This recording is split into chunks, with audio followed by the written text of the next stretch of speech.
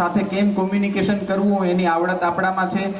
આપણે અહીંથી વેપારી મંડળ અને ઉદ્યોગ સાહસિકો છે એમને લઈ અને મોટા વાર આવે એટલે ઉદ્યોગ લાવશું છે અને હતાઈ ઉપાડી છે। આપણે અહીં એચએમપી સિમેન્ટ ફેક્ટરી હતી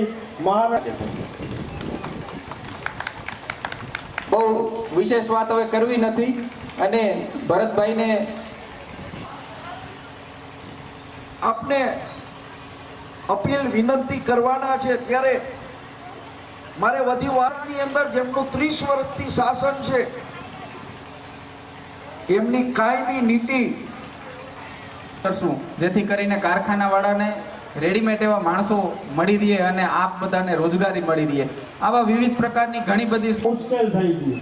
હવે હું આપણા લોકસભાના લોકલાડીલા ઉમેદવાર અને તમને ને મને ઉગારવાનું કામ આ દેશની અંદર કોંગ્રેસ પાર્ટીની સરકારે મિત્રો પોરબંદર ગ્રામ્ય વિસ્તાર અને બે જગ્યાએ પોરબંદરની અંદર જાહેર સભા રાખી છે અને એ સભાની અંદર વિધાનસભાના અમારા ઉમેદવાર રાજુભાઈ ઓડેદરા, હું અને કોંગ્રેસ પાર્ટીના આગેવાનો લોકોની વચ્ચે જઈ મત આપવા માટેની અપીલો કરીએ છીએ।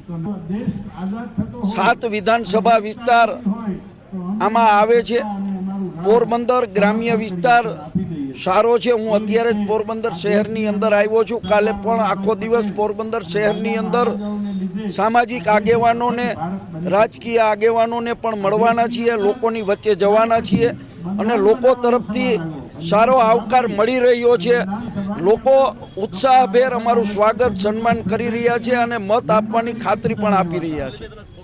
100% સરકારે ઉતાવળે નિર્ણય કર્યો છે અને આ વેક્સિન લેવા માટે સરકારી તંત્ર દ્વારા દરેકને પ્રેશર કરવામાં આવ્યું હતું કે પ્લેનમાં બેસવું હોય, ટ્રેનમાં બેસવું હોય, કોઈ સરકારી ઓફિસમાં જવું હોય તો આ વેક્સિન લીધેલા સર્ટિફિકેટ બતાવ્યા પછી જ એમને અંદર એન્ટ્રી આપવામાં આવતી હતી। આ વેક્સિનનો વધુમાં વધુ ઉપયોગ થાય એના માટે સરકારે પણ પ્રયત્ન કર્યો હતો, પરંતુ સુપ્રીમ કોર્ટના આદેશ પછી જે બોન્ડવાળી વાત આવી છે ને એમાં સ્પષ્ટપણે સુપ્રીમ કોર્ટને ચૂંટણી પંચે પણ કહ્યું છે કે આમાં 50 કરોડથી વધારેનું ફંડ આ જ કંપની કોવિશિલ્ડ બનાવતી કંપનીએ આને ફંડ આપ્યું છે અને ત્યારે આરોગ્ય મંત્રી મારી સામેના ઉમેદવાર હતા એમને પણ આ બાબતે કંઈક ઢાક પીછોડો કર્યો હોય એવું સ્પષ્ટપણે કહી રહ્યો છું।